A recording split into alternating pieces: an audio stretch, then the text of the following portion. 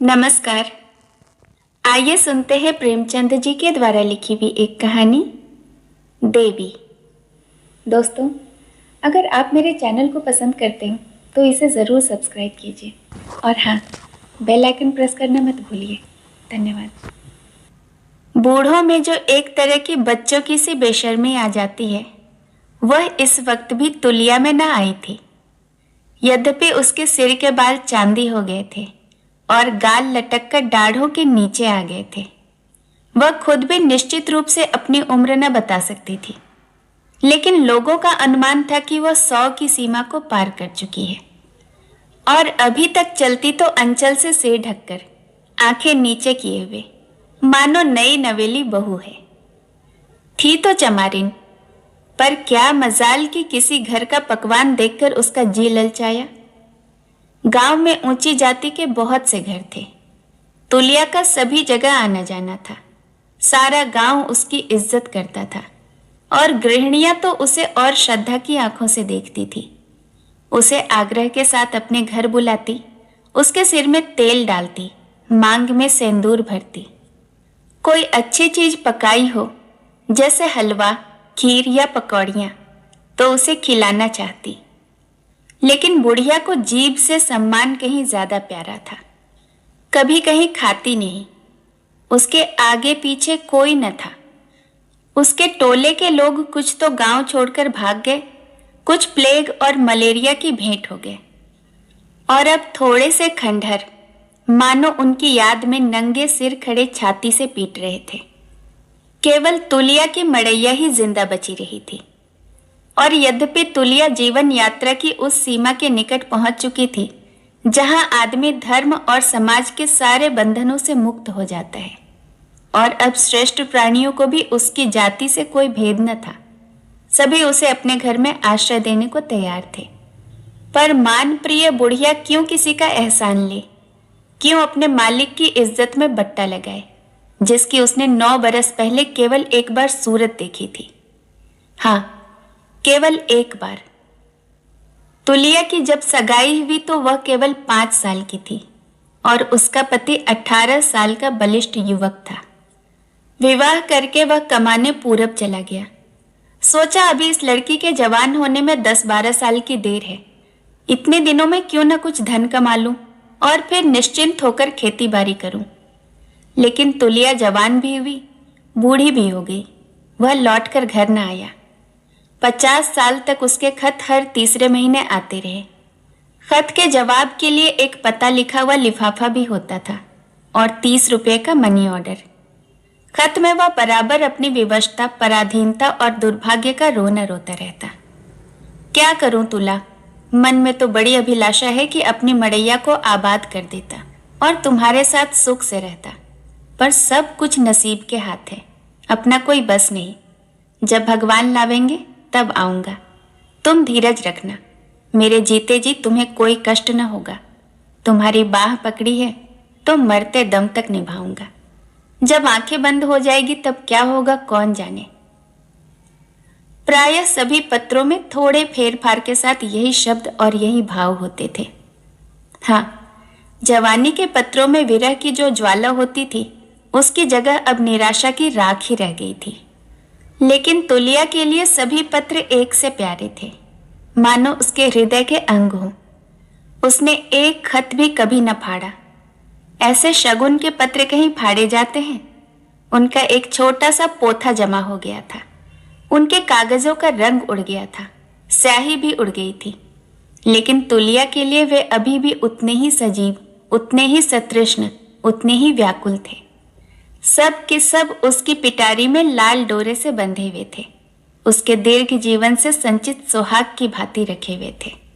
इन पत्रों को पाकर तुलिया गदगद हो जाती। उसके पांव जमीन पर न पड़ते। उन्हें बार बार पढ़वाती और बार बार रोती। उस दिन वह अवश्य केशों में तेल डालती, सिंदूर से मांग भरवाती, रंगीन साड़ी पहनती, अपनी पुरखिनों के चरण छूती और आशीर्वाद लेती। उसका सुहाग जाग उठता था। गांव की विरहनियों के लिए पत्र पत्र नहीं जो पढ़कर फेंक दिया जाता है। अपने प्यारे परदेसी के प्राण है, देह से ज्यादा मूल्यवान। उनमें देह की कठोरता नहीं, कलुषता नहीं, आत्मा की आकुलता है, अनुराग है। तुलिया पति के पत्रों को ही शायद पति समझती थी। पति का दूसरा रूप उसने देखा कहाँ था। रमणिया हंसी से पूछती, क्यों बुआ, तुम्हें फूफा की कुछ याद आती है? तुमने उनको देखा तो होगा। और तुलिया के झुर्रियों से भरे हुए मुखमंडल पर यौवन चमक उठता, आंखों में लाली आ जाती। पुलक कर कहती, याद क्यों नहीं आती बेटा? उनकी सूरत तो आज भी मेरी आंखों के सामने है। बड़ी बड़ी आंखें, लाल लाल ऊंचा माथा, चौड़ी छाती, गठी हुई देह। ऐसा तो अब यहाँ कोई पट्ठा है ही नहीं। मोतियों के से दांत थे बेटा, लाल लाल कुर्ता पहने हुए थे। जब ब्याह हो गया था तो मैंने उनसे कहा, मेरे लिए बहुत से गहने बनवाओगे ना, नहीं तो मैं तुम्हारे घर नहीं रहूंगी। लड़कपन था बेटा, शर्म लिहाज कुछ थोड़े ही था। मेरी बात सुनकर वह बड़े जोर से ठट्ठा मारकर हंसे और मुझे अपने कंधे पर बिठाकर बोले, मैं तुझे गहनों से लाद दूंगा तुलिया, कितने गहने पहनेगी? मैं परदेश कमाने जाता हूँ, वहां से रुपए भेजूंगा, तू बहुत से गहने बनवाना। जब वहां से आऊंगा तो अपने साथ संदूक भर के गहने लाऊंगा। मेरा डोला हुआ था बेटा। माँ बाप की ऐसी हैसियत कहाँ थी कि उन्हें बारात के साथ अपने घर बुलाते। उन्हीं के घर मेरी सगाई हुई और एक ही दिन में मुझे वह कुछ ऐसे भाई कि जब चलने लगी तो मैं उनसे गले लिपट कर रोती थी और कहती थी कि मुझे भी अपने साथ ले चलो, मैं तुम्हारा खाना पकाऊंगी, तुम्हारी खाट बिछाऊंगी, तुम्हारी धोती छाटूंगी। और यह जीवन कथा नित्य के सुमिरन और जाप से जीवन मंत्र बन गई थी। कोई उस समय उसका चेहरा देखता, खिला पड़ता था। घूंघट निकालकर भाव बताकर मुंह फेर कर हंसती हुई, मानो उसके जीवन में दुख जैसी कोई चीज ही नहीं। वह अपने जीवन की इस पुण्य स्मृति का वर्णन करती, अपने अंतःस्थल के इस प्रकाश को दर्शाती जो 100 वर्षों से उसके जीवन पथ को कांटों और गढ़ों से बचाता आता था। कैसी अनंत अभिलाषा थी जिसे जीवन सत्यों ने जरा सा भी धूमिल न किया था। वह भी दिन थे जब तुलिया जवान थी, सुंदर थी और पतंगों को उसके रूप दीपक पर मंडराने का नशा सवार था। उसके अनुराग और उन्माद तथा समर्पण की कथाएं जब वह कांपते हुए स्वरों और सजल नेत्रों से कहती तो शायद उन शहीदों की आत्माएं स्वर्ग में आनंद से नाच उठती होंगी, क्योंकि जीते जी उन्हें जो कुछ न मिला वही अब तुलिया उन पर दोनों हाथों से निछावर कर रही थी। उसकी उठती हुई जवानी थी, जिधर से निकल जाती युवक समाज कलेजे पर हाथ रखकर रह जाता। तब बंसी सिंह नाम का एक ठाकुर था, बड़ा छैला, बड़ा रसिया, गांव का सबसे मनचला जवान, जिसकी तान रात के सन्नाटे में कोस भर से सुनाई पड़ती थी। दिन में सैकड़ों बार तुलिया के घर का चक्कर लगाता, तालाब के किनारे, खेत में, खलिहान में, कुएं पर, जहां वह जाती परछाई की तरह उसके पीछे लगा रहता। कभी दूध लेकर उसके घर आता, कभी घी लेकर। कहता, तुलिया मैं तुझसे कुछ नहीं चाहता, बस जो कुछ मैं तुझे भेंट किया करूं वह ले लिया कर। तू मुझसे नहीं बोलना चाहती है, मत बोल। मेरा मुंह नहीं देखना चाहती, मत देख, लेकिन मेरे चढ़ावों को तो मत ठुकरा। बस मैं इसी से संतुष्ट हो जाऊंगा। तुलिया ऐसी भोली न थी, जानती थी यह अंगुली पकड़ने की बातें हैं, लेकिन न जाने कैसे एक दिन वह उसके धोखे में आ गई। नहीं, धोखे में नहीं आई, उसकी जवानी पर उसे दया आ गई। एक दिन वह पके हुए कलमी आमों की एक टोकरी लाया। तुलिया ने कभी कलमी आम न खाए थे, टोकरी उससे ले ली। फिर तो आए दिन आम की टोकरियां आने लगी। एक दिन जब तुलिया टोकरी लेकर घर जाने लगी तो बंसी ने धीरे से उसका हाथ पकड़कर अपने सीने पर रख लिया और चट से उसके पैरों पर गिर पड़ा। फिर बोला, तुलिया, अगर तुझे अब भी मुझ पर दया नहीं आती तो आज तू मुझे मार डाल, तेरे हाथों मर जाऊं, बस यही साध है। तुलिया ने टोकरी पटक दी, अपने पांव छुड़ाकर एक पग पीछे हट गई और रोष भरी आंखों से ताकती हुई बोली, अच्छा ठाकुर, अब तुम यहां से चले जाओ, नहीं तो तुम नहीं या मैं नहीं, तुम्हारे आमों को आग लगे। और तुमको क्या कहूं? मेरा आदमी कोसों दूर मेरे नाम पर बैठा हुआ है, इसीलिए कि मैं यहाँ उसके साथ कपट करूं? वह मर्द है, 4 पैसे कमाता है, क्या वह दूसरी औरत न रख सकता था? क्या औरतों की संसार में कमी है? लेकिन वह मेरे नाम पर है। पढ़ोगे उसकी चिट्ठियां जो मेरे नाम पर भेजता है? आप चाहे जिस दशा में हो, मैं कौन यहाँ बैठी क्या देखती हूँ, लेकिन मेरे पास बराबर रुपये भेजता है, इसीलिए कि मैं यहाँ दूसरों के साथ विहार करूं। जब तक वह मुझे अपनी और अपने को मेरा समझता रहेगा, तुलिया उसकी रहेगी, मन से भी कर्म से भी। जब उससे मेरा ब्याह हुआ था तब मैं 5 साल की अल्हड़ छोकरी थी। उसने मेरे साथ कौन सा सुख उठाया? बाह पकड़ने की लाज ही तो निभा रहा है। जब वह मर्द होकर अपनी प्रीत निभाता है तो मैं औरत होकर उसके साथ दगा करूं? यह कहकर वह भीतर चली गई और पत्रों की पिटारी लाकर ठाकुर के सामने पटक दी। मगर ठाकुर की आंखों का तार बंधा हुआ था, होठ बिचके जा रहे थे, ऐसा जान पड़ता था कि भूमि में धंसा जा रहा है।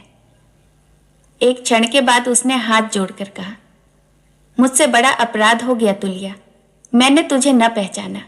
अब इसकी यही सजा है कि इसी क्षण मुझे मार डाला जाए। ऐसे पापी के उद्धार का यही एक मार्ग है। तुलिया को उस पर दया नहीं आई। वह समझती थी कि यह अभी तक शरारत किए जाता है। झल्ला कर बोली, मरने को जी चाहता है तो मर जाओ। संसार में क्या कुएं तालाब नहीं है, या तुम्हारे पास तलवार कटार नहीं है? मैं किसी को क्यों मारूं? ठाकुर ने हताश आंखों से देखा। तो यही तेरा हुक्म है? मेरा हुक्म क्यों होने लगा? मरने वाले किसी से हुक्म नहीं मांगते। ठाकुर चला गया और दूसरे दिन उसकी लाश नदी में तैरती हुई मिली। लोगों ने समझा कि तड़के नहाने गया होगा और पांव फिसल गया होगा। महीनों तक गांव में इसकी चर्चा रही, पर तुलिया ने जबान तक न खोली, उधर का आना जाना बंद कर दिया। बंसे सिंह के मरते ही छोटे भाई ने जायदाद पर कब्जा कर लिया और उसकी स्त्री और बालक को सताने लगा। देवरानी ताने देती, देवर ऐब लगाता। आखिर अनाथ विधवा एक दिन जिंदगी से तंग आकर घर से निकल पड़ी। गांव में सोता पड़ गया था। तुलिया भोजन करके हाथ में लालटेन लिए गाय को रोटी खिलाने निकली थी। प्रकाश में उसने ठकुराइन को दबे पांव जाते देखा। सिसकती, आंचल से आंसू पोंछती जाती। 3 साल का बालक गोद में था। तुलिया ने पूछा, इतनी रात गए कहाँ जाती हो ठकुराइन? सुनो, बात क्या है? तुम तो रो रही हो। ठकुराइन घर से जा तो रही थी, पर उसे खुद न मालूम था कि कहाँ। तुलिया की ओर एक बार भीत नेत्रों से देखकर बिना कुछ जवाब दिए आगे बढ़ी। जवाब कैसे देती? गले में तो आंसू भरे हुए थे और इस समय न जाने क्यों उमड़ आए थे। तुलिया सामने आकर बोली, जब तक तुम बता न दोगी मैं एक पग भी आगे जाने न दूंगी। ठकुराइन खड़ी हो गई और आंसू भरी आंखों से क्रोध में भरकर बोली, तू क्या करेगी पूछकर? तुझसे मतलब? मुझसे कोई मतलब नहीं क्या? क्या मैं तुम्हारे गांव में नहीं रहती? गांव वाले एक दूसरे के दुख दर्द में साथ न देंगे तो कौन देगा? इस जमाने में कौन किसका साथ देता है तुलिया? जब अपने घर वालों ने ही साथ नहीं दिया और तेरे भैया के मरते ही मेरे खून के प्यासे हो गए, तो फिर मैं किससे आशा रखूं? तुझसे मेरे घर का हाल कुछ छुपा है? वहां मेरे लिए अब कोई जगह नहीं है। जिस देवर देवरानी के लिए मैं प्राण देती थी, वही अब मेरे दुश्मन है। चाहते हैं कि एक रोटी खाए और अनाथों की तरह पड़ी रहे। मैं रखेली नहीं हूं, उडरी हूं, ब्याहता हूं। 10 गांव के बीच में ब्याह करके आई हूं। अपनी रत्ती भर भी जायदाद न छोड़ूंगी। तेरे भैया, ये 2 शब्द तुलिया को इतने प्यारे लगे कि ठकुराइन को उसने गले लगा लिया और उसका हाथ पकड़कर बोली, तो बहन मेरे घर में चलकर रहो, और कोई तुम्हारा साथ दे या न दे, तुलिया मरते दम तक तुम्हारा साथ देगी। मेरा घर तुम्हारे लायक नहीं है, लेकिन घर में कुछ और न हो, शांति तो है। और मैं कितनी ही नीच क्यों न हूं, तुम्हारी बहन ही तो हूं। ठकुराइन ने तुलिया के चेहरे पर अपनी विस्मय भरी आंखें जमा दी। ऐसा न हो कि मेरा देवर पीछे से तुम्हारा दुश्मन हो जाए। मैं दुश्मनों से नहीं डरती, नहीं इस टोले में अकेले कैसे रहती। लेकिन मैं तो नहीं चाहती कि मेरे कारण तुम पर आफत आवे। तो उनसे कौन कहने जाता है और किसे मालूम होगा कि तुम मेरे साथ रहती हो। ठकुराइन को ढांढस बंधा, सकुचाती हुई तुलिया के साथ अंदर आई। उसका हृदय भारी था। जो एक विशाल पक्के की स्वामिनी थी, आज झोपड़ी में पड़ी हुई है। घर में एक ही खाट था। ठकुराइन बच्चे के साथ उस पर सोती, तुलिया जमीन पर पड़ी रहती। एक ही कंबल था। ठकुराइन उसको ओढ़ती, तुलिया टाट का एक टुकड़ा ओढ़कर रात काटती। मेहमान का क्या किस तरह सत्कार करे, कैसे रखे, यही सोचा करती। ठकुराइन के जूठे बर्तन मांजना, कपड़े छाटना, उसके बच्चे को खिलाना, यह सारा काम वह इतने उमंग से करती मानो देवी की उपासना कर रही हो। ठकुराइन इस विपत्ति में भी ठकुराइन ही थी, गर्वीली, विलासप्रिय और कल्पनाहीन। इस तरह रहती मानो उसी का घर है, और तुलिया पर इस तरह रौब जमाती मानो वह उसकी लौंडी है। लेकिन तुलिया अपने अभागी प्रेमी के साथ प्रीति की रीत का निबाह कर रही थी। उसका मन कभी मैला न होता, माथे पर कभी बल न पड़ता। एक दिन ठकुराइन ने कहा, तुला तुम बच्चे को देखती रहना, मैं 2-4 दिनों के लिए जरा बाहर जाऊंगी। इस तरह तो यहां जिंदगी भर तुम्हारी रोटियां तोड़ती रहूंगी, पर दिल की आग कैसे ठंडी होगी। इस बेहया को क्या पता कि इसकी भावज कहाँ चली गई। वह तो दिल में खुश होता होगा कि अच्छा वह उसके मार्ग का कांटा हट गया। ज्यों ही पता चला कि मैं अपने मायके नहीं गई, कहीं और पड़ी हूं, वह तुरंत मुझे बदनाम कर देगा। तब सारा समाज भी उसी का साथ देगा। अब मुझे कुछ अपनी फिक्र करनी चाहिए। तुलिया ने पूछा, कहाँ जाना चाहती हो बहन? कोई हर्ज न हो तो मैं भी साथ चलूं? अकेले कहाँ जाओगी? उस सांप को कुचलने के लिए कोई लाठी खोजूंगी। तुलिया इसका आशय न समझ सकी, उसके मुख की ओर ताकने लगी। ठकुराइन ने निर्लज्जता के साथ कहा, तू इतनी मोटी बात भी नहीं समझी, साफ साफ ही सुनना चाहती है। अनाथ स्त्री के पास अपनी रक्षा का अपने रूप के सिवाय दूसरा कौन सा अस्त्र है? अब उसी अस्त्र से मैं काम लूंगी। जानती है इस रूप के दाम क्या होंगे? उस भेड़िए का सिर। इस परगने का हाकिम जो कोई भी हो, उसी पर मेरा जादू चलेगा। और ऐसा कौन सा मर्द है जो किसी युवती के जादू से बच सके, चाहे वह ऋषि ही क्यों न हो। धर्म जाता है जाए, मुझे इसकी कोई परवाह नहीं। मैं यह नहीं देख सकती कि मैं बन बन की पत्तियां तोड़ूं और वह शोधा मूछों पर ताव देकर राज करे। तुलिया को मालूम हुआ कि इस अभिमानिनी के हृदय में कितनी गहरी चोट है। इस व्यथा को शांत करने के लिए वह जान पर ही नहीं खेल रही, धर्म पर भी खेल रही है, जिसे वह प्राणों से भी ज्यादा प्रिय समझती है। बंसी सिंह की वह प्रार्थी मूर्ति उसकी आंखों के सामने आ खड़ी हुई। वह बलिष्ठ था। अपनी फौलादी शक्ति से वह बड़ी आसानी के साथ तुलिया पर बल प्रयोग कर सकता था, और उस रात के सन्नाटे में उस अनाथा की रक्षा करने के लिए कौन बैठा हुआ था। पर उसकी सतीत्व भरी भत्सना ने बंसी सिंह को किस तरह मोहित कर लिया, जैसे कोई काला भयंकर नाग महुवर का सुरीला राग सुनकर मस्त हो गया हो। उसी सच्चे सूरमा की कुल मर्यादा आज संकट में है। क्या तुलिया उस मर्यादा को लूटने देगी और कुछ न करेगी? नहीं नहीं, अगर बंसी सिंह ने उसके सत को अपने प्राणों से भी प्रिय समझा, तो वह भी उसकी आबरू को अपने धर्म से बचाएगी। उसने ठकुराइन को तसल्ली देते हुए कहा, अभी तुम कहीं मत जाओ बहन, पहले मुझे अपनी शक्ति आजमा लेने दो। मेरी आबरू चली भी गई तो कौन हंसेगा? तुम्हारी आबरू के पीछे तो एक कुल की आबरू है। ठकुराइन ने मुस्कुराकर देखा, बोली, तो यह कला क्या जाने तुला? कौन सी कला? यही मर्दों को उल्लू बनाने की। मैं नारी हूं, लेकिन पुरुषों का चरित्र तो नहीं जानती। यह तो हम और तुम दोनों मां के पेट से सीख कर आई हैं। कुछ बता तो क्या करेगी? वही जो तुम करने जा रही हो। तुम परगने के हाकिम पर अपना जादू डालना चाहती हो। मैं तुम्हारे देवर पर अपना जाला फेंकूंगी। बड़ा घाघ है तुलिया, यही तो देखना है। तुलिया ने बाकी रात कार्यक्रम और उसका विधान सोचने में काटा। कुशल सेनापति की भांति उसने धावे और मार काट की एक योजना सी मन में बना ली। उसे अपनी विजय का विश्वास था। शत्रु निशंक था। इस धावे की उसे जरा भी खबर न थी। बंसी सिंह का छोटा भाई गिरधर कंधे पर 6 फीट का मोटा लठ रखे अकड़ता चला आता था कि तुलिया ने पुकारा, ठाकुर, तनिक यह घास का गट्ठा उठाकर मेरे सिर पर तो रख दो, मुझसे नहीं उठता। दोपहर हो गया था। मजदूर खेतों में लौटकर आ चुके थे। बगुले उठने लगे थे। तुलिया एक पेड़ के नीचे घास का गट्ठा रखे खड़ी थी। उसके माथे से पसीने की धार बह रही थी। ठाकुर ने चौंक कर तुलिया की ओर देखा। उसी वक्त तुलिया का आंचल खिसक गया और नीचे की लाल चोली झलक पड़ी। उसने झट से आंचल संभाल लिया। उतावलेपन में जूड़े से गुंधी हुई फूलों की वेणी बिजली की तरह आंखों में कौंध गई। गिरधर का मन चंचल हो उठा।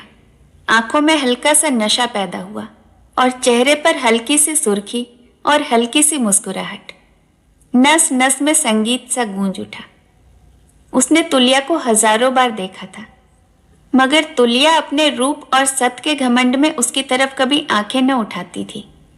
उसकी मुद्रा और ढंग में कुछ ऐसी रुखाई, कुछ ऐसी निष्ठुरता होती थी कि ठाकुर के सारे हौसले पस्त हो जाते थे। सारा शौक ठंडा पड़ जाता था। आकाश में उड़ने वाले पंछी पर उसके जाल और दाने का क्या असर हो सकता था, मगर आज वह पंछी सामने वाली डाल पर जा बैठा और उसे ऐसा जान पड़ता था कि भूखा है। फिर वह क्यों न दाना और जाल लेकर दौड़े। उसने मस्त होकर कहा, मैं पहुंचाए देता हूं तुलिया, तू क्यों सिर पर उठाएगी। और कोई देख ले तो यही कहे कि ठाकुर को क्या हो गया है। मुझे कुत्तों के भूखने की परवाह नहीं, लेकिन मुझे तो है। ठाकुर ने न माना, गट्ठा सिर पर लाद लिया और इस तरह आकाश में पांव रखता चला मानो 3 लोगों का खजाना लूटे जाता है। 1 महीना गुजर गया। तुलिया ने ठाकुर पर मोहिनी डाल दी थी और अब उसे मछली की तरह खिला रही थी। कभी बंसी ढीली कर देती, कभी कड़ी। ठाकुर शिकार करने चला था, खुद जाल में फंस गया। अपना ईमान और धर्म और प्रतिष्ठा सब कुछ होम करके वह देवी का वरदान न पा सकता था। तुलिया आज भी उससे उतनी ही दूर थी जितनी पहले। एक दिन वह तुलिया से बोला, इस तरह कब तक जलाएगी तुलिया, चल कहीं भाग चले। तुलिया ने फंदे को और कसा। हाँ और क्या, अगर तुम मुझसे मुंह फेर लो तो मैं कहीं की न रहूं, दीन से भी जाऊं, दुनिया से भी जाऊं। ठाकुर ने शिकायत के स्वर में कहा, अब भी तुझे मुझ पर विश्वास नहीं आता। भौरे फूल का रस लेकर उड़ जाते हैं और पतंगे जलकर राख नहीं हो जाते। पतियाओं कैसे? मैंने तेरा कोई हुक्म टाला है? तुम समझते होगे कि तुलिया को एक रंगीन साड़ी और 2-4 छोटे मोटे गहने देकर फंसा लूंगा। मैं ऐसी भोली नहीं हूं। तुलिया ने ठाकुर के दिल की बात भांप ली थी। ठाकुर हैरत में आकर उसका मुंह ताकने लगा। तुलिया ने फिर कहा, आदमी अपना घर छोड़ता है तो पहले कहीं रहने का ठिकाना कर लेता है। ठाकुर प्रसन्न होकर बोला, तो तू चल मेरे घर की मालकिन बनकर रह। मैंने तुझसे कितनी बार तो कहा है। तुलिया आंखें मटका कर बोली, आज मालकिन बनकर रहूं और कल लौंडी बनकर भी न रहने पाऊं, क्यों? तो जिस तरह तेरा मन भरे वह कर, मैं तो तेरा गुलाम हूं। वचन देते हो? हाँ देता हूं, 1 बार नहीं 100 बार, 1000 बार। फिर तो न जाओगे? वचन देकर फिर जाना नामर्दों का काम है। तो अपनी आधी जमीन जायदाद मेरे नाम लिख दो। ठाकुर अपने घर की 1 कोठरी, 10-5 बीघे खेत और गहने कपड़े तो उसके चरणों पर चढ़ा देने को तैयार था, लेकिन आधी जायदाद उसके नाम लिख देने का साहस उसमें न था। कल को तुलिया उससे किसी बात पर नाराज हो जाए तो उससे अपनी आधी जायदाद से हाथ धोना पड़ेगा। ऐसी औरत का क्या एतबार? उसे गुमान तक न था कि तुलिया उसके प्रेम की इतनी कड़ी परीक्षा लेगी। उसे तुलिया पर क्रोध आया। यह चमार की बिटिया जरा सुंदर क्या होगी, क्या समझती है कि मैं अप्सरा हूं? उसकी मोहब्बत केवल उसके रूप की मोह थी। वह मोहब्बत जो अपने को मिटा देती है और मिट जाना ही अपने जीवन की सफलता समझती है, उसमें न थी। उसने माथे पर बल लाकर कहा, मैं न जानता था कि तुझे मेरी जमीन जायदाद से इतना प्रेम है तुलिया, मुझसे नहीं। तुलिया ने छूटते ही जवाब दिया, तो क्या मैं न जानती थी कि तुम्हें मेरे रूप और जवानी से ही प्रेम है, मुझसे नहीं? तू प्रेम को बाजार का सौदा समझती है? हाँ, समझती हूं। तुम्हारे लिए प्रेम 4 दिन की चांदनी होगी, मेरे लिए तो अंधेरा पाक हो जाएगा। मैं जब सब कुछ अपना तुम्हें दे रही हूं तो उसके बदले में सब कुछ लेना भी तो चाहूंगी। तुम्हें अगर मुझसे प्रेम होता तो तुम आधी क्या पूरी जायदाद मेरे नाम लिख देते। मैं जायदाद क्या सिर पर उठा कर ले जाऊंगी? लेकिन तुम्हारी नीयत मालूम हो गई। अच्छा ही हुआ। भगवान न करे कि ऐसा कोई समय आवे, लेकिन दिन किसी के बराबर नहीं जाते। अगर कल को ऐसा कोई समय आया कि तुमने मेरे सामने हाथ पसारा तो तुलिया दिखा देगी कि औरत का दिल कितना उदार हो सकता है। तुलिया झल्लाई हुई वहां से चली गई, पर निराश न थी न बेदिल। जो कुछ हुआ वह उसके सोचे हुए विधान का एक अंग था। इसके आगे क्या होने वाला है इसके बारे में उसे कोई संदेह न था। ठाकुर ने जायदाद तो बचा ली, पर बड़े महंगे दामों में। उसके दिल का इत्मीनान गायब हो गया था। जिंदगी में जैसे कुछ रह ही न गया हो। जायदाद आंखों के सामने थी, तुलिया दिल के अंदर। तुलिया जब रोज उसके सामने आकर अपनी तिरछी चितवनों से उसके हृदय में बाण चलाती थी, तब वह ठोस सत्य थी। अब जो तुलिया उसके हृदय में बैठी हुई थी वह स्वप्न थी, और सत्य से कहीं ज्यादा मादक और विदारक। कभी कभी तुलिया स्वप्न की एक झलक सी नजर आ जाती और स्वप्न की ही भांति विलीन भी हो जाती। गिरिधर उससे अपने दिल का दर्द कहने का अवसर ढूंढता रहता, लेकिन तुलिया उसके साये से भी परहेज करती। गिरिधर को अब अनुभव हो रहा था कि उसके जीवन को सुखी बनाने के लिए उसकी जायदाद जितनी जरूरी है, उससे कहीं ज्यादा जरूरी तुलिया है। उसे अब अपनी कृपणता पर क्रोध आता। जायदाद क्या तुलिया के नाम रहे, क्या उसके नाम? इस जरा सी बात में क्या रखा है? तुलिया तो इसीलिए अपने नाम लिखा रही है कि कहीं मैं उसके साथ बेवफाई कर जाऊं तो वह अनाथ न हो जाए। जब मैं उसका बिना कौड़ी का गुलाम हूं तो बेवफाई कैसी? मैं उसके साथ बेवफाई करूंगा जिसकी एक निगाह के लिए, एक शब्द के लिए तरसता रहता हूं। कहीं उससे एक बार एकांत में भेंट हो जाती तो उससे कह देता, तुला, मेरे पास जो कुछ है वह सब तुम्हारा है। कहो तो बख्शिशनामा लिख दूं, कहो तो बयाननामा लिख दूं। मुझसे जो अपराध हुआ उसके लिए नादिम हूं। जायदाद से मनुष्य को एक संस्कारगत प्रेम है, उसी से मेरे मुंह से वह शब्द निकल गए। यही रिवाजी लोभ मेरे और तुम्हारे बीच आकर खड़ा हो गया। पर अब मैंने जाना कि दुनिया में वही चीज सबसे कीमती है जिससे जीवन में आनंद और अनुराग पैदा होता हो। अगर दरिद्रता और वैराग्य में आनंद मिले तो वही सबसे प्रिय वस्तु है, जिस पर आदमी जमीन और मिल्कियत सब कुछ होम कर देगा। आज भी लाखों माई के लाल ऐसे हैं जो संसार में सुखों को लात मारकर जंगलों और पहाड़ों की सैर करने में मस्त हैं, और उस वक्त मैं इतनी मोटी बात न समझ सका। हाय रे दुर्भाग्य। एक दिन ठाकुर के पास तुलिया ने पैगाम भेजा, मैं बीमार हूं, आकर देख जाओ, कौन जाने बचूं कि न बचूं। इधर कई दिनों से ठाकुर ने तुलिया को न देखा था। कई बार उसके द्वार के चक्कर भी लगाए, पर वह दिखी नहीं। अब जो यह संदेशा मिला तो वह जैसे पहाड़ के नीचे गिर पड़ा। रात के 10 बजे होंगे। पूरी बात भी न सुनी और दौड़ा। छाती धड़क रही थी और सिर उड़ा जाता था। तुलिया बीमार है? क्या हो गया होगा? भगवान, तुम मुझे क्यों नहीं बीमार कर देते? मैं तो उसके बदले मरने को भी तैयार हूं। दोनों ओर के काले काले वृक्ष मौत के दूतों की तरह दौड़े चले आते थे। रह रहकर उसके प्राणों से एक ध्वनि निकलती थी, हसरत और दर्द में डूबी हुई। तुलिया बीमार है। उसकी तुलिया ने उसे बुलाया है। उस कृतघ्न, अधम, नीच हत्यारे को बुलाया है कि आकर मुझे देख जाओ, कौन जाने बचूं कि न बचूं। तो अगर न बचेगी तुलिया तो मैं भी न बचूंगा। हाय, दीवार से सिर फोड़कर मर जाऊंगा। फिर मेरी और तेरी चिता एक साथ बनेगी, दोनों के जनाजे एक साथ निकलेंगे। उसने कदम और तेज किए। आज वह अपना सब कुछ तुलिया के कदमों पर रख देगा। तुलिया उसे बेवफा समझती है। आज वह दिखाएगा कि वफा किसे कहते हैं। जीवन में अगर उसने वफा न की तो मरने के बाद करेगा। इस 4 दिन की जिंदगी में जो कुछ न कर सका वह अनंत युगों तक करता रहेगा। उसका प्रेम कहानी बनकर घर घर में फैल जाएगा। मन में शंका हुई, तुम अपने प्राणों का मोह छोड़ सकोगे? उसने जोर से छाती पीटी और चिल्ला उठा, प्राणों का मोह किसके लिए है? और प्राण भी तो वही है जो बीमार है। देखो मौत कैसे प्राण ले जाती है और देह को छोड़ देती है।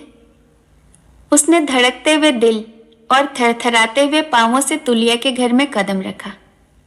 तुलिया अपनी खाट पर एक चादर ओढ़े सिमटी पड़ी थी और लालटेन के अंधेरे प्रकाश में उसका पीला मुख मानो मौत की गोद में विश्राम कर रहा था। उसने उसके चरणों पर सिर रख दिया और आंसुओं में डूबी हुई आवाज में बोला, तुला, यह अभागा तुम्हारे चरणों में पड़ा है, क्या आंखें न खोलेगी? तुलिया ने आंखें खोल दी और उसकी ओर करुण दृष्टि डालकर कराहती हुई बोली, तुम हो गिरिधर सिंह, तुम आ गए। अब मैं आराम से मरूंगी। तुम्हें एक बार देखने के लिए जी बहुत बेचैन था। मेरा कहा सुना माफ कर देना। मेरे लिए रोना मत। इस मिट्टी की देह में क्या रखा है गिरिधर, वह तो मिट्टी में मिल जाएगा। लेकिन मैं कभी तुम्हारा साथ न छोड़ूंगी। परछाई की तरह नित्य तुम्हारे साथ रहूंगी। तुम मुझे देख न सकोगे, मेरी बातें न सुन सकोगे, लेकिन तुलिया 8 पहर सोते जागते तुम्हारे साथ रहेगी। मेरे लिए अपने को बदनाम मत करना गिरधर। कभी किसी के सामने मेरा नाम जबान पर न लाना। हाँ, एक बार मेरी चिता पर पानी के छींटे मार देना। इससे मेरे हृदय की ज्वाला शांत हो जाएगी। गिरधर फूट फूट कर रो रहा था। हाथ में कटार होती तो इस वक्त जिगर में मार लेता और उसके सामने तड़प तड़प कर मर जाता। जरा दम लेकर तुलिया ने फिर कहा, मैं बचूंगी नहीं गिरिधर, तुमसे एक विनती करती हूं, मानोगे? गिरधर ने छाती ठोक कर कहा, मेरी लाश भी तेरे साथ निकलेगी तुलिया। अब जीकर क्या करूंगा और जीऊं भी तो कैसे? तू मेरा प्राण है तुलिया। उसे ऐसा मालूम हुआ कि तुलिया मुस्कुराई। नहीं नहीं, ऐसी नादानी मत करना। तुम्हारे बाल बच्चे हैं, उनका पालन करना। अगर तुम्हें मुझसे सच्चा प्रेम है तो कोई ऐसा काम मत करना जिससे किसी को इस प्रेम की गंध भी मिले। अपने तुलिया को मरने के पीछे बदनाम मत करना। गिरधर ने रोकर कहा, जैसी तेरी इच्छा। मेरी तुमसे एक विनती है। अब तो जीऊंगा ही इसलिए कि तेरा हुक्म पूरा हो, यही मेरे जीवन का ध्येय रहेगा। मेरी यही विनती है कि अपनी भाभी को उसकी मान मर्यादा के साथ रखना, जैसे वह बंसी सिंह के सामने रखती थी। उसका आधा उसको दे देना। लेकिन भाभी तो 3 महीने से अपने मैके में है और कह गई है कि मैं कभी ना आऊंगी। यह तुमने बुरा किया है गिरिधर, बहुत बुरा किया। अब मेरी समझ में आया कि क्यों मुझे बुरे बुरे सपने आ रहे थे। अगर चाहते हो कि मैं अच्छी हो जाऊं तो जितनी जल्दी हो सके लिखा पढ़ी करके कागज पत्तर मेरे पास रख दो। तुम्हारी यह बददियानती ही मेरी जान की ग्राहक हो रही है। अब मुझे मालूम हुआ कि बंसी सिंह क्यों मुझे बार बार सपना देते थे। मुझे और कोई रोग नहीं है, बंसी सिंह ही मुझे सता रहे हैं। बस अभी जाओ, देर की तो मुझे जीता न पाओगे। तुम्हारी बेइंसाफी का दंड बंसी सिंह मुझे दे रहे हैं। गिरधर ने दबी जबान में कहा, लेकिन रात को लिखा पढ़ी कैसे होगी तुला? स्टाम्प कहाँ मिलेगा? लिखेगा कौन? गवाह कहाँ है? कल सांझ तक भी तुमने लिखा पढ़ी कर ली तो मेरी जान बच जाएगी गिरधर। मुझे बंसी सिंह लगे हुए हैं, वही मुझे सता रहे हैं, इसीलिए कि वह जानते हैं कि तुम्हें मुझसे प्रेम है। मैं तुम्हारी ही प्रेम के कारण मरी जा रही हूं। अगर तुमने देर की तो तुला को जीता न पाओगे। मैं अभी जाता हूँ तुलिया, तेरा हुक्म सिर आंखों पर। अगर तूने यह बात मुझसे पहले कह दी होती तो तेरी यह हालत ही क्यों होती। लेकिन कहीं ऐसा न हो कि मैं तुझे देख न सकूं और मन की लालसा मन में ही रह जाए। नहीं नहीं, मैं कल सांझ तक नहीं मरूंगी, विश्वास रखो। गिरिधर उसी क्षण वहां से निकला और रातों रात 25 कोस की मंजिल काट दी। दिन निकलते निकलते सदर पहुंचा। वकीलों से सलाह मशवरा किया, स्टैंप लिया, भावज के नाम आधी जायदाद लिखी, रजिस्ट्री कराई और चिराग जलते जलते हैरान परेशान, थका मांदा, बेदाना पानी, आशा और दुराशा से कांपता हुआ आकर तुलिया के सामने खड़ा हो गया। रात के 10 बज गए थे। उस बावत न रेलें थी न लॉरियां। बेचारे को 50 कोस की कठिन यात्रा करनी पड़ी। ऐसा थक गया था कि एक एक पग पहाड़ मालूम होता था, पर भय था कि कहीं देर हो जाए तो अनर्थ न हो जाए। तुलिया ने प्रसन्न मन से पूछा, तुम आ गए गिरधर, काम कराए? गिरधर ने कागज उसके सामने रख दिया और बोला, हाँ तुला, कर आया। मगर अब भी तुम अच्छी न हुई तो तुम्हारे साथ मेरी जान भी जाएगी। दुनिया चाहे हंसे चाहे रोए, मुझे इसकी परवाह नहीं। कसम ले लो जो एक घूंट भी पानी पिया हूं। तुलिया उठकर बैठी और कागज को अपने सिरहाने रखकर बोली, अब मैं बहुत अच्छी हूं, सवेरे तक बिल्कुल अच्छी हो जाऊंगी। तुमने मेरे साथ जो नेकी की है वह मरते दम तक न भूलूंगी। लेकिन अभी अभी मुझे जरा नींद आ गई थी। मैंने सपना देखा कि बंसी सिंह मेरे सिरहाने खड़े हैं और मुझसे कह रहे हैं कि तुला तू ब्याहता है, तेरा आदमी 1000 कोस दूर बैठा तेरे नाम की माला जप रहा है। चाहता तो दूसरी कर लेता, लेकिन तेरे नाम पर बैठा हुआ है और जन्म भर बैठा रहेगा। अगर तूने उसके साथ दगा की तो मैं तेरा दुश्मन हो जाऊंगा और फिर जान लेकर ही छोड़ूंगा। अपना भला चाहती है तो सत पर रह। तूने उससे कपट किया तो उसी दिन मैं तेरा अंत कर डालूंगा। बस यही कहकर वह लाल लाल आंखों से मुझे तरेरते हुए चले गए। गिरिधर ने एक क्षण तुलिया के चेहरे की तरफ देखा, जिस पर इस समय दैवी तेज विराज रहा था। एकाएक जैसे उसकी आंखों के सामने से पर्दा हट गया और सारी साजिश समझ में आ गई। उसने सच्ची श्रद्धा से तुलिया के चरणों को चूमा और बोला, समझ गया तुलिया, तू देवी है। कहानी में अंत तक मेरे साथ बने रहने के लिए आपका बहुत बहुत धन्यवाद। कहानी पसंद आई हो तो इसे अपने तक ही सीमित न रखकर अपने दोस्तों और परिवारजनों के साथ शेयर करें और ऐसी ढेरों कहानियां सुनने के लिए मेरे चैनल को सब्सक्राइब करें और इसके साथ लगे बेल आइकन को भी प्रेस करें ताकि मेरे द्वारा अपलोड की हुई कहानियों की नोटिफिकेशन आपको मिलती रहे। धन्यवाद।